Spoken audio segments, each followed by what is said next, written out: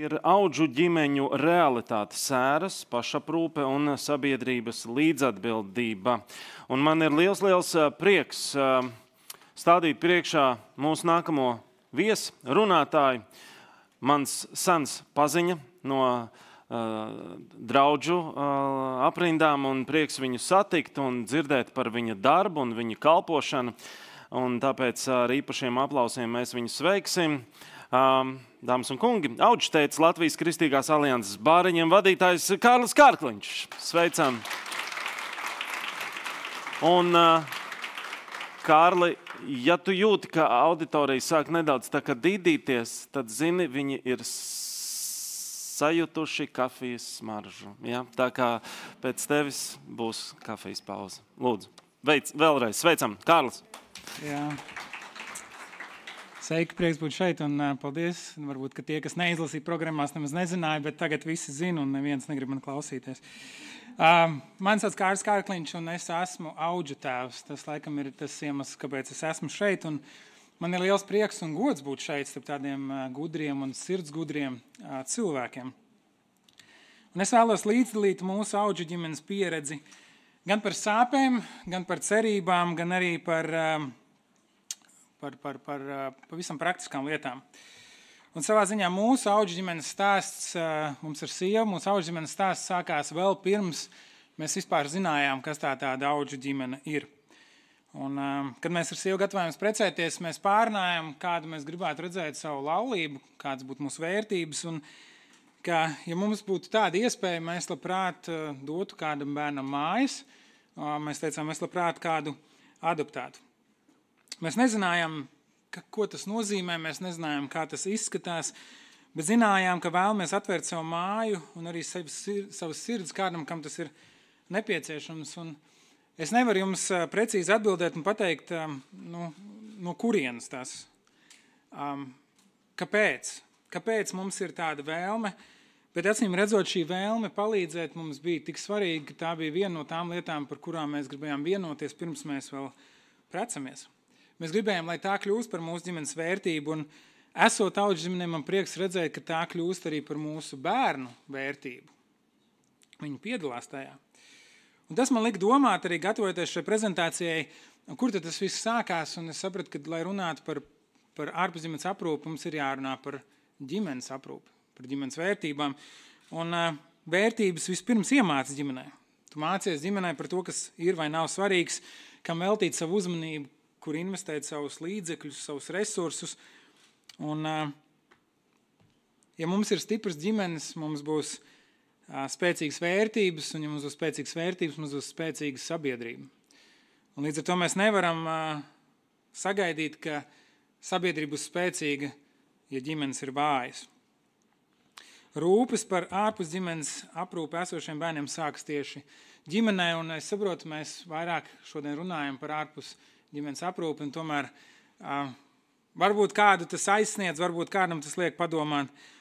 Atbalstīt laulību institūciju, rūpēties par bērnu un vecāku attiecību kvalitāti, veicināt emocionālo veselību, sniegt palīdzību krīzes situācijās, kā arī nodrošināt ekonomisko stabilitāti, arī politisko drošību. Stipras ģimenes veido pamatu sabiedrībai, kuriem ir drošība. Tas viss sākas ģimenē. Mums, lai runātu par ārpusģimenes aprūpi, mums patiesībā ir jārunā ar esošiem ģimenēm, kurām liekas, man jau ar to nekāda sakara nav. Mēs esam veselīgi, brīnišķīgi ģimene.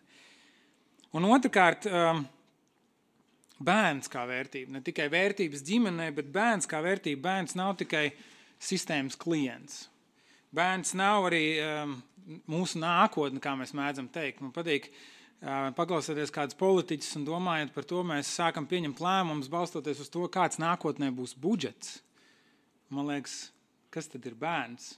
Tāds vienkārši nākotnes pelnītājs, nākotnes mūsu uzturētājs, vai varbūt bērns tomēr ir vērtība pats par sevi. Bērns ir vajadzīgs ģimenei, bērns ir vajadzīgs sabiedrībai, bērns ir vajadzīgs valstī. Un sabiedrībā, kur bērni tiek uztvērti kā dāvana, un visu kopēja atbildība rodas pavisam cita attieksme arī pret ārpus ģimenes aprūpi. Tādu mēs varam, ja bērns ir vērtība, tad mēs varam patiešām tā pateikt, nav svešu bērnu. Un es vēlētos, protams, ka Latvijā būtu tik stipras ģimenes, ka auģu ģimenes nebūtu vajadzīgas un ārpus ģimenes aprūpe būtu tikai tāds teorētisks koncepts, teiksim tā, ja nu kas, tādai rezervei. Un es, protams, apzinos, ka realitātē mēs esam ļoti tālu no tā, bet šeit klātsošo rokās ir iespēja veidot un īstenot tādu politiku, kas palīdz mums tam tuvoties, soli pa solim, mazliet uz priekšu. Mūsu pirmais auģu bērns, 5 mēnešus veca meitenīte, skaista, brīnišķīga meitenīte, ieradās pie mums dažas dienas pirms Ziemassvētkiem. Visas viņas mantas bija sapakotas melnā miskastes maisā. Un tas izskatījās neglīti ne tikai no ārpuses, bet arī iekšpusē tur nebija gandrīz nekā, ko patiesībā šī meitenīte varētu patiešām lietot. Padomājiet, kādu vēstījumu nes šis melnais miskastes maiss. Ko tas pasaka par bērnu un viņa dzīvi? Mūsu ģimenē ienāca šī mazā skaistā meitnīte, un mēs mācījāmies būt auģu vecāki. No vienas puses mums bija pieredze. Tajā brīdī mums jau bija 2 bioloģiskie bērni. Mūsu meita tajā brīdī bija tikai gadu veca. Likās, mēs tikko esam tam gājuši cauri. Mēs zinām, kas ir jādara. Ne? No otras puses mēs vispār neko nezinājām. Un audzināt auģu bērnus ir gandrīz tas pats, tomēr kaut kas pavisam cits nekā audzināt savus bioloģiskos bērnus. Praktiski tas pats – pabarot, apģērbt, uzklausīt, parūpēties, lai nonāk izglītības iestādē, paspēlēties, kaut ko iemācīt. No tādas praktiskās dzīves tas ir tas pats, te bērni ne ar ko neatšķirās. Mēs ģimenē nav tā, ka auģu bērni staigā ar zīmīti, auģu bērns. Ja. Tie visi ir savējie. Bet emocionāli tas ir pavisam citādi. Tas ir svešs bērns, kurš tev ir jāiepazīst, kurš tev ir jāsaprot, kas ar viņu notiek, tu nezini, no kurienes viņš nāk, kāds ir viņa stāsts. Tev viņš ir jāiemīl, un tajā pat laikā tev ir jābūt gatavam, jebkurā mirklī no šī bērna šķirties. Tu esi bērnu vecāks, tomēr tu katru nedēļu ved bērnu satikties ar viņa vecākiem. Tu esi atbildīgs par bērnu, un tomēr jebkuru lielu lēmumu, principā, tev ir jāsaskaņo ar bāriņtiesu. Un tas ir brīnišķīgi, ka bērns var satikties ar bioloģiskiem vecākiem. Tā tam ir jābūt. Un tas ir ļoti labi, ka bāriņties uzņemas juridisku atbildību par bērnu, bet tas piešķir daudz dažādas dimensijas dzīvei, kurās jāiemācās orientēties. Un nezinu, cik daudziem no jums mājās ir mazi vai vidēji vecumi bērni, bet es lietošu kādu salīdzinājumu, un ja jums tas nav skaidrs, varbūt jums šovakar ir iespēja noskatīties filmu Zirnekļa cilvēks. Ja būt par vecāku ir, man liekas, būt kā zirnekļa cilvēkam. Tu tur šauj tos tīklus pret debesskrāpiem cerībā, ka tu atradīsi kādā brīdī stabilu vietu, kur nolaisties. Ja. Kaut kā tiksim galā. Tad būt par auģu vecāku ir kā būt zirnekļa cilvēkam tajā jaunajā daudz dimensiju multenē, kur katrā dimensijā viena un tā pati lieta nozīmē kaut ko pilnīgi citu. Un ja tev liekas, ka tu vienu lietu māki, izrādās, ka tu viņu vēl nemāki. Tas ir tas pats, un tomēr kaut kas pilnīgi cits. Bet manā pieredzē pati grūtākā lieta būt par auģu tēvu ir šķiršanās. Neviena apmācība, neviena teorija nevar tevi tam pa īstam sagatavot. Mūsos ir iestrādāts nekad neatlaist savus bērnus, nekad no viņiem nešķirties. Un redziet, šiem bērniem vajag, ka viņus mīl, viņiem vajag, ka viņiem pieķerās, viņiem vajag, ka ar viņiem izveido saikni. Tas ir tas, par ko mēs šodien mācāmies no Džulijas. Bet auģu ģimene realitāte ir tā, ka no šiem bērniem ir jāmāk arī atvadīties. Mūsu pirmā auģu meitiņa nodzīvoja pa mums vairāk kā 2 gadus. Pārēja pie adoptētājiem notika dažu nedēļu laikā, un šajā pirmsadopcijas procesā adoptētāji nolēma neuzturēt nekādas attiecības. Un pirmsadopcijas laikā auģu ģimenei no vienas puses ir jābūt gatavai uzņemt šo bērnu atpakaļ, tāpēc to sauc par pirmsadopcijas laiku. Ne? Ja nu kaut kas notiek, lai tas bērns var atgriezties. Bet no otras puses jaunie adoptētāji var izvēlēties neuzturēt nekādu kontaktu. Un, manuprāt, pirmsadopcijas process ir ļoti pilnveidojams. Tas bija sāpīgi. Tas bija sāpīgi man atzīt, ka es netieku ar to galā. Es nevaru vienkārši racionāli tai lietai pieiet, kaut kas man ir salūzis. Bet sāpīgākais bija redzēt to, kā to pārdzīvo man bioloģiskie bērni. Un tā ir Audžu ģimeņa neiespējamā misija. Mīlēt uzņemtos bērnus kā savējos, un tomēr, kad pienāk laiks, spēt no viņiem atvadīties. Tā ir neiespējamā misija.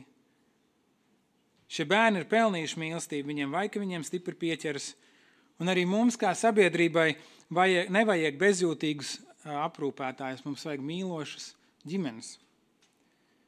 Bet mīlēt un pēc tam atkal palaist ir ārkārtīgi grūti un sāpīgi. Tur arī mūsu Audžu ģimenes stāsts gandrīz beidzās. Mēs domājam par šo pieredzi, mēs domājam, kam mums tas ir vajadzīgs. Tie, kas nav tam gājuši cauri, es domāju, to līdz galam nevar saprast. Bet pateicoties atbalsta centram, terapijām, un arī ģimenes un draugu izpratnei, mēs saņēmām drosmi turpināt. Un, lai cik sāpīgi tas arī nebija, es priecājos, ka mēs to piedzīvojam. Es ticu, ka mēs ar to kļuvām stiprāki, mēs ar to kļuvām gudrāki, un es ceru arī iejūtīgāki un spējīgāki šo pienākumu veikt. Un es redzu, ka tas ir darījis arī bagātāks mūsu bērnus. Viņi ir piedzīvojuši sāpes, viņi ir ieraudzījuši to, cik salauztas var būt cilvēku dzīves, bet viņi ir arī saskatījuši iespēju kaut ko tajā darīt. Un es gribu, lai mani bērni izaug ar pārliecību, ka viņi pasaulē var arī kaut ko dot, ne tikai saņemt. Es gribu, lai mani bērni izauga pārliecību, ka tad, kad viņi gatavojas precēties, viņi var pārunāt par to, ko mēs kā ģimene dosim. Un šī šķiršanās pieredze mums parādīja, cik svarīgi ir dot ģimenēm iespēju paņemt pauzi starp bērnu uzņemšanām. Es domāju, tie, kas no jums strādā ar šīm lietām un saprot, kāda ir realitāte, jums liekas, kāda pauze, par ko ir runa. Bet ja mēs neņemam pauzi, šīs ģimenes var izdegt, vai vēl sliktāk, viņas var noslēgties, kļūstot par tādiem bērnu aprūpētājiem un nespējot dot viņiem to, kas viņiem visvairāk ir vajadzīgs – mīlestība un rūpes. Pēc mūsu Audžu meitiņas došanās tālāk mēs uzņēmām gandrīz 2 gadus vecu puisīti, un 2-gadnieki tā ir, man liekas, īpaša kategorija, bet tas trigerēja tik daudz neatrisināt iekšēju lietu, ka bija ļoti grūti bērnam veltīt to uzmanību un rūpes, kas viņam bija nepieciešams. Man bija grūti ar viņu veidot piesaisti. Gandrīz viss, ko viņš darīja, man ārkārtīgi kaitinājies, bija nelaimīgs un ļoti neiecietīgs. Un tā nebija tā 2-gadnieka vaina, viņš bija foršs puika. Problēma bija manī. Es nebiju izsērojis Audžu meitas aiziešanu. Es to pat nebiju apzinājies kā zaudējumu. Mēs kā ģimene nebijām izvērtējuši savas rezerves un nebijām reflektējuši mūsu Audžu ģimenes pieredzi. Mēs vienkārši turpinājām šo darbu, cerot, ka ar laiku paliks labāk, bet laiks pats par sevi neko nedziedina. Darbs ar bērniem patiesībā ir darbs ar sevi, un viens no kritērijiem, kas būtu jāizvirs ģimenēm, ir, vai tu esi gatavs strādāt ar sevi. Ne tikai palīdzēt šiem bērniem, bet vai tu esi gatavs strādāt ar sevi. Un Audžu ģimenēm, visām uzņemošām ģimenēm ir jādod laiks un uzdevums ar sevi strādāt. Jo bez tā sistēma zaudē to, kas ir visdārgākais. Mīloša sirds, kurai rūp. Diemžēl pārāk bieži esmu dzirdējis dažādas frāzes, kuras varētu apkopot ar vienu domu: jums par to maksā, strādājiet. Tur nav vietas sērām, tur nav vieta tādai patiesai pašaprūpē. Labākajā gadījumā tu var uzlikt plāksteri un ej tālāk. Un ja ģimenes tiek spiestas pāri savām robežām, tās drīz vien izdeg. Un spiediens ir liels, jo bērnu ir vairāk. Bērni, kuriem ir vajadzīga ģimene, ir vairāk nekā ģimenes, kuras ir gatavas viņus uzņemt. Un es nezinu, cik daudz jums to ir piedzīvojuši, bet ir ārkārtīgi grūti pateikt nē, kad tev piezvan un saka, ka mazajai Anniņai ar blondajiem matiem un skaisto smaidu ir vajadzīga ģimene. Tas salauž sirdi, jo tu zini, ka tur ir bērns, kurš meklē ģimeni, kuram ir vajadzīga ģimene. Un tajā brīdī, kad tu atsaki apzinoties, ka tevī nav resursu, tu jūties kā pasaules lielākais egoists un nelietis. Bet ja mēs spiedīsim un manipulēsim ģimenes iet pāri savām spējām, tad mēs šīs ģimenes pazaudēsim un situācija kopumā kļūs vēl sarežģītāka. Audžģimenes līdzīgi kā sociālai darbinieki, pedagogi, mediķi neizvēlās šo virzienu primāri finansiālu apsvērumu dēļ. Būt par uzņemošo ģimeni, tas ir aicinājums. Tam ir jābūt aicinājumam. Bez aicinājuma šis darbs nav iespējams, bet es domāju, ka jūs man piekritīsiet, ka ar aicinājumu vien ģimeni nepabarosi. Audžu ģimenēm jājūt drošību un stabilitāti, lai tās varētu dot un sniegt drošību un stabilitāti. Mēs vēlamies izvairīties no ģimenēm, kuras uzņem bērnus naudas dēļ, tomēr arvien vairāk mēs redzam situācijas, kur kvalitatīva audžu ģimeņu pienākumu pildīšana ir grūti savienojama ar pilnlaika darbu. Nevar sagaidīt profesionāls, iejūtīgas un noturīgas uzņemošās ģimenes, ja mēs tajās neieguldam. Nauda nav vienīgais, bet arī nauda ir svarīga. Un mēs redzam, kas notiek šobrīd. Ir informācijas kampaņas, ir emocionāls vēstījums, kas uzrunā ģimenes, bet audžu ģimeņu skaits sarūk. Un mums ir jāuzdod jautājums, kas ir tas, kas pietrūkst? Kas ir tas, kas attur? Jo es domāju, ka vēlme palīdzēt ir. Šajā jautājumā mums ir vajadzīga nopietna diskusija un jāmeklē risinājums. Un sabiedrības līdzatbildība šajā ir ļoti svarīga. Tie ir mūsu visu bērni. Un, domāju, politika ir jāveido tā, lai bērns ir centrā, es tam piekrītu, bet uzreiz aiz tā ir ģimene, kurā bērns dzīvo. Jā, arī speciālisti, kas šo ģimeni atbalsta. Politiķi, ierēdņi un speciālisti ar lēmumiem var radīt vai nu tiltu, vai nu sienu. Ja ģimenei ir atbalsts, tā var palīdzēt bērnam, ja atbalsts nav, arī palīdzības izsīkst.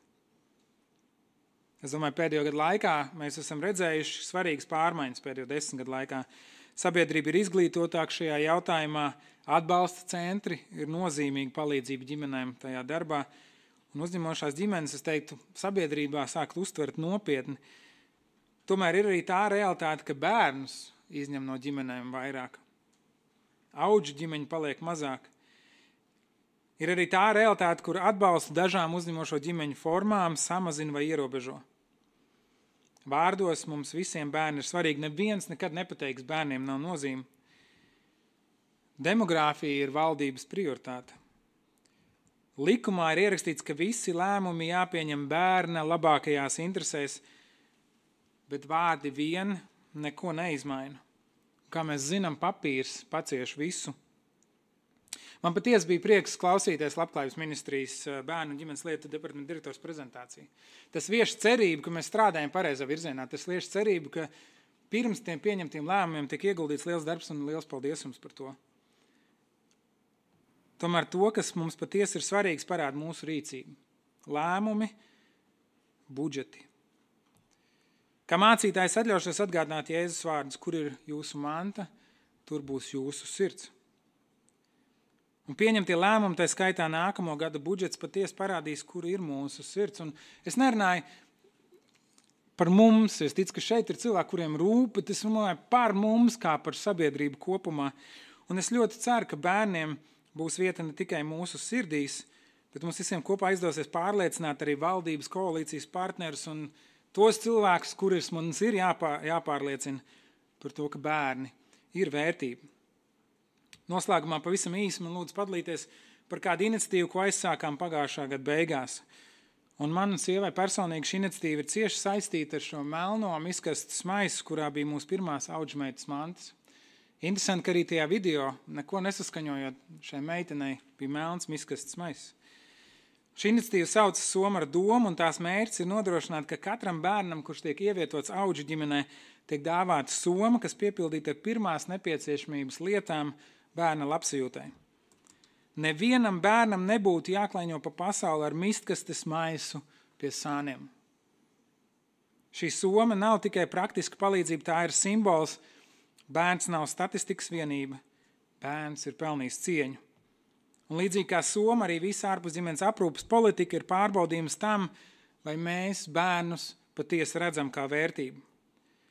Mēs nevaram gaidīt viens uz otru. Sabiedrība nevar paļauties, ka valdība un politiķi visu izdarīs. Bet arī valdība un politiķi nevar paļauties, ka sabiedrība uzņemsies visu iniciatīvu. Bērnu dzīves nevar nolikt uz pauzes, kamēr mēs domājam, kurš no mums uzņemsies atbildību un kurš pie kā ir vainīgs. Mums visiem ir misija palīdzēt bez vecā gādības palikušiem bērniem. Kāds kļūs par audžu ģimeni, kāds ziedos, kāds vadīs iniciatīvas un kāds pieņems likumus bērnu labākajās interesēs. Kad mēs katrs darām savu daļu, ģimenes, sabiedrību un valsts kopā, tad bērni Latvijā var piedzīvot drošību un mīlestību. Un tas ir mūsu visu kopīgais uzdevums, lai Dievs mums uz to palīdz. Paldies! Paldies!